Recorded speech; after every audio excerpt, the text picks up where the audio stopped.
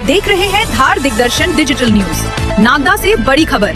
प्रधानमंत्री श्री नरेंद्र मोदी के 12 वर्षों के सेवा, सुशासन और जन कल्याणकारी कार्यों को लेकर नागदा में प्रबुद्धजन संवाद कार्यक्रम का आयोजन किया गया।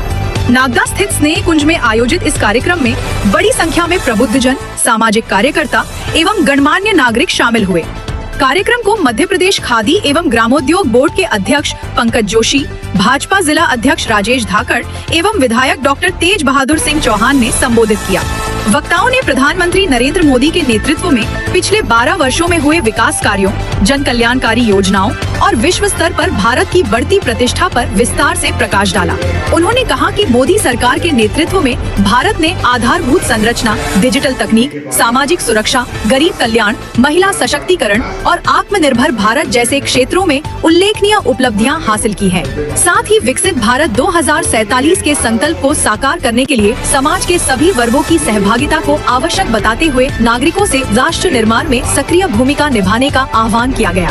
उज्जैन से ब्यूरो हेड शंभू राठौड़ की रिपोर्ट। बने रहे धार दिग्दर्शन के साथ। खबर आपकी, नजर हमारी। भारतीय जनता पार्टी के राष्ट्रीय अध्यक्ष नितिन जी ने सभी कार्यकर्ताओं को यह सूचना दी है कि नरेंद्र मोदी जी के 12 साल विश्वास के, 12 साल विकास के, 12 साल जन कल्याण के, इन विषयों का लेकर के हम गांव-गांव तक जाए, वरिष्ठ कार्यकर्ताओं तक पहुंचे, प्रबुद्धजनों तक जाए, गोष्ठियों के माध्यम से, सभाओं के माध्यम से 2047 में भारत विकसित राष्ट्र बनेगा, इस प्रकार का संकल्प हम करें और कराएं। इसके लिए आज ये गोष्ठी थी, यह चर्चा थी प्रबुद्धजनों के बीच में।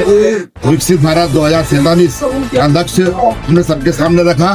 क्या हुआ है, विकास, जन कल्याण और जनता में विश्वास क्या पैदा हुआ है, और वह आगे बढ़ते हुए 2047 तक इस भारत को विश्व गुरु या विकसित राष्ट्र तक कैसे पहुंचाना है, इसका लक्ष्य हमने लिया है। बहुत सकारात्मक चर्चा हुई है सभी कार्यकर्ताओं ने और माननीय प्रबुद्ध वर्गों ने उसको बहुत। एक चीज और नहीं देखने को मिली है, मोदी है तो मुमकिन है। किस प्रकार से मोदी है तो मुमकिन है 12 वर्षों में? संक्षिप्त में बताइएगा कि मोदी है तो मुमकिन है। जैसे सेना ने ऑपरेशन सिंदूर जैसे आक्रामक मिशन पे काम किया है, कुछ संक्षिप्त में इस प्रकार से हर क्षेत्र में मोदी है तो मुमकिन हो रहा है। हम हमारे हथियारों के क्षेत्र में मोदी है तो मुमकिन है। आज भारत के हथियार ये नंबर 1 है। चाहे भारत के अंदर बनने वाली मिसाइल हो, या भारत के अंदर बनने वाले छोटे छोटे फौजियां हो, वे सब विश्व स्तर के हो रहे हैं। सांस्कृतिक पुनरुत्थान में भारत नंबर 1 हो रहा है। सांस्कृतिक पुनरुत्थान में हम सब आगे बढ़ रहे हैं। तो स्वदेशी के मामले में आत्मनिर्भर भारत की तरफ भी भारत के माननीय मोदी जी के नेतृत्व में हम आगे बढ़ रहे हैं। मोदी जी के नेतृत्व में मोदी है तो मुमकिन है। ये उनके कार्यों से विश्वास जमा है कि जनता के अंदर विश्वास बैठा हुआ है कि मोदी जी अगर हैं तो हर विपत्ति में, हर समस्या में समाधान ढूंढ देंगे। भाई साहब, युद्ध में भी एक चीज देखने को मिली थी। युद्ध में यूक्रेन और एक रूस का युद्ध चल रहा था, उसमें भी भारत के कुछ विद्यार्थियों को निकाल के लाए। तो वो थोड़ा सा संक्षिप्त में बताइए कि वो किस प्रकार। यूक्रेन में फंसे हुए विद्यार्थियों को जब युद्ध के दौरान निकालने की बात आई तो युद्ध को विराम करना जरूरी था, और उस युद्ध विराम की अपील मोदी जी ने की। 24 घंटे के लिए युद्ध विराम करिए, हमारे विद्यार्थियों को निकाल के लाना है। यूक्रेन की सरकार ने कहा कि आप विद्यार्थियों के हाथ में तिरंगा दे दीजिए।